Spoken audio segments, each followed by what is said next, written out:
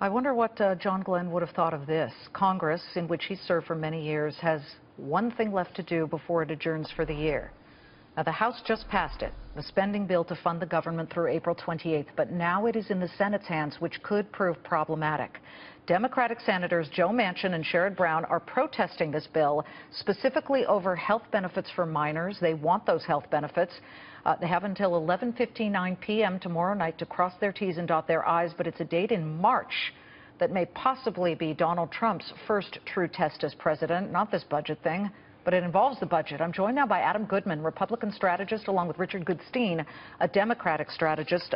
Gentlemen, thank you so much, and forgive us if we interrupt with any more breaking news. We both have historic moments here with the markets, and of course John Glenn, the famed astronaut, has died at the age of 95. But in the meantime, this budget battle, put that aside for a second. March. Adam, what's Donald Trump going to do? Does he have to lift the debt ceiling? That's the next moment that we see this. Well, I think what we're seeing now are two things.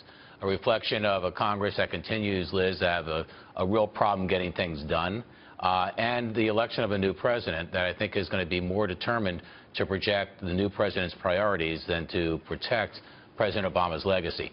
I have no problem, frankly, with the idea of an extension, which is what's now passed through the House, because I think we need to get there, and it's going to reflect some new priorities, which you know, Liz, will include things like, I think, a dramatic investment in America's infrastructure, and certainly funding to eliminate ISIS once and for all. So I don't see this as anything other than a reflection of the here and now. And may I take a moment, if you don't mind, to say also how much I admire John Glenn, and how sad it is. It really is, Richard. I mean, again, for those who are just joining us, John Glenn dead at the age of 95.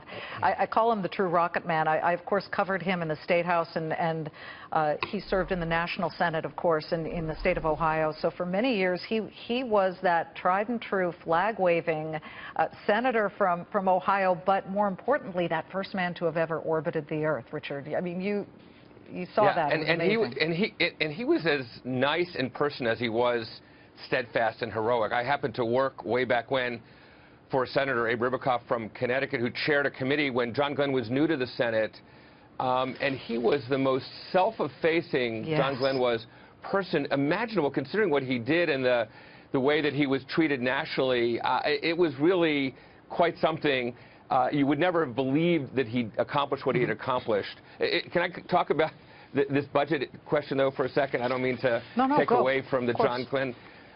Look, I hope your audience understands when Adam says, well, this Congress can't get anything done, the Republican majorities will shrink, in part thanks to Hillary Clinton getting 2.5 million more votes than Donald Trump. It will shrink. It will shrink. No, it will shrink in the next Congress. There will be 2 fewer senators. There will be 6 fewer House members that the Republicans have. So the notion that somehow it's going to get easier to do all the things. Granted, there will be a Republican in the White House. No question. But if we spin it forward to both of you to March, because right now this is all just conversation for President-elect Donald Trump.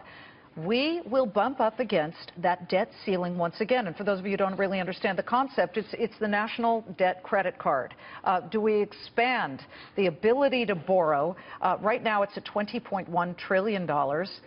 Adam, is he going to be in a tough position for a Republican who, they don't like to do this. They don't like to lift the ceiling. But they had to, and Ronald Reagan's had to, and Bill Clinton and every other president has raised this debt ceiling.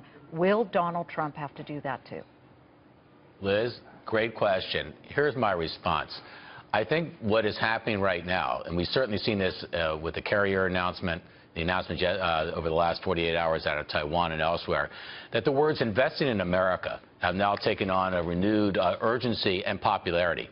And I think instead of looking at the debt ceiling and what Congress spends as spending, I think the new president, the president-elect, is going to talk about investing again, and investing in things that have return.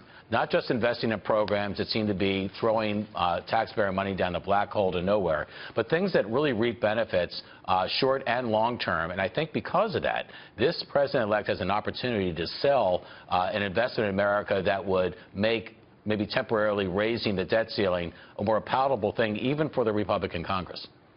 Okay, Richard. And if I can, Liz, we will see. We will call the question about whether all this talk about deficits and debt is just utter partisanship or whether anybody ever meant it. Because Donald Trump, in his stump speech, talked about, oh, we're 19 going to $20 trillion in our national debt.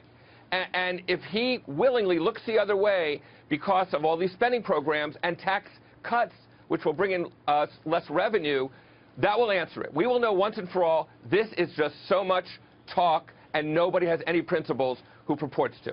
All right. We'll know. Liz? Yes, quickly.